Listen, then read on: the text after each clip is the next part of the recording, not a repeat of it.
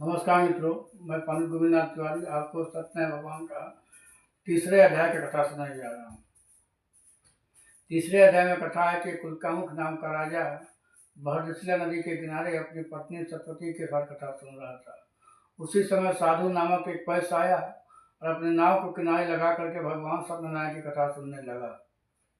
भगवान की कथा समाप्त होने पर वैश्य ने बोला कि हे राजन, आप पूरे परिवार के साथ ही देवी देवता का कथा आप पूजन कर रहे हैं, इनकी कथा और पूजा से क्या लाभ है।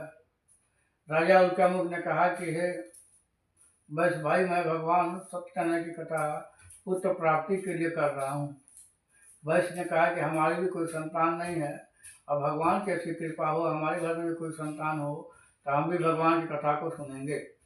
और ये संकल्प करके प्रसाद लेकर के घर गया, और भगवान की ऐसी कृपा हुई कि वैश्य की पत्नी लीलावती गर्भवती हुई और 10वें महीना में उसने एक सुंदर कन्या को जन्म दिया। कन्या चंद्रकला की भांति दिनों दिन बढ़ने लगी, इसीलिए उसका नाम कलावती रखा गया। एक दिन की बात है जब लीलावती ने अपने पति से कहा कि हे स्वामी, हमारे घर में कोई संतान हो गई है, अब हमें भगवान सत्यनारायण की कथा को सुनना चाहिए क्योंकि आपने संकल्प किया था।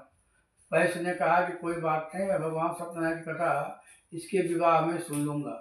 और ये बात कह कर के व्यापार करने के लिए चला गया। और भगवान की कृपा से उसकी लड़की कुछ दिन में ही सयानी हो गई। और कुछ समय बाद जब वैश्य आया तो अपनी लड़की के लिए एक सुयोग्य वर को बुला करके कांचन नगर से विवाह कर दिया, लेकिन फिर भी भगवान सत्यनारायण की कथा को नहीं सुना, और जिसके कारण भगवान नाराज हो गए और अपने दामाद को लेकर के कांचन नगर में जो है रत्नसारपुर नगर में गया और वहीं व्यापार करने लगा।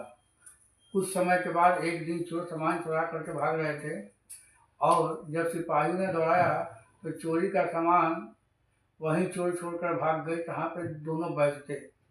और इधर जो है राजा के सिपाही दोनों वैश्यों को पकड़ के भगवान की कृपा से जो है उनके ऊपर अपराध की जो है सजा लगा, दोष लगा, और राजा ने दोनों को कारागार में भिजवा दिया। इधर लीलावती और कलावती का बड़ा बुरा हाल हो गया। दोनों के घर में जो है चोरी हो गया, दोनों रोगी हो गई, और जिसके घर में जो है धन दौलत था, नौकर चाकर थे, वो दूसरे के यहाँ नौकरी करने लगी। तो भगवान के कथा में जो भी ऐसा कर्म करता है, कार्य करता है भगवान के खिलाफ, भगवान उसको सजा अवश्य देते हैं। इसलिए भगवान के कार्य में कभी भी धोखा नहीं करना चाहिए। और इस तरह